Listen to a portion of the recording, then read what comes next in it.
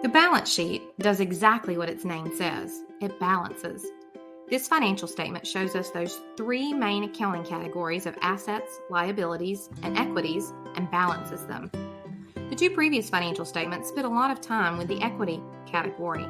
We haven't seen the other two until now, but here they are. We didn't forget about them. Accounting is all about balance, and this financial statement proves it.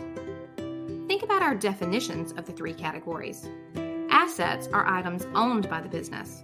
Liabilities are items owed by the business.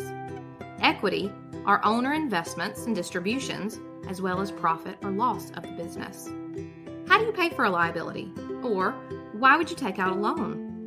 The answer to both of those could deal with things you own, assets. You would pay for something you owe with money you own, or perhaps you would give another asset in exchange.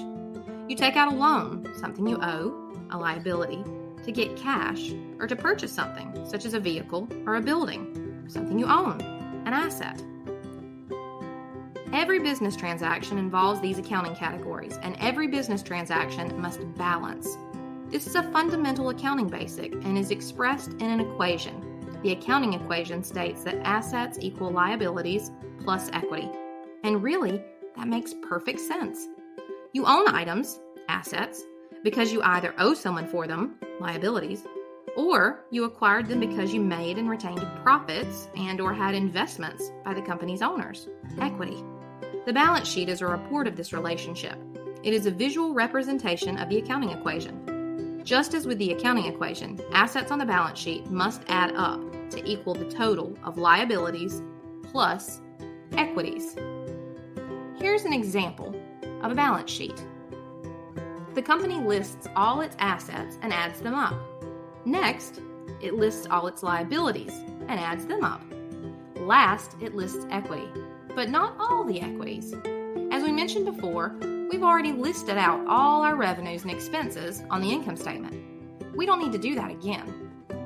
We have also already updated those other equities on the statement of stockholders' equity, stock and retained earnings. We will take the ending balances from this statement and list them here on the balance sheet.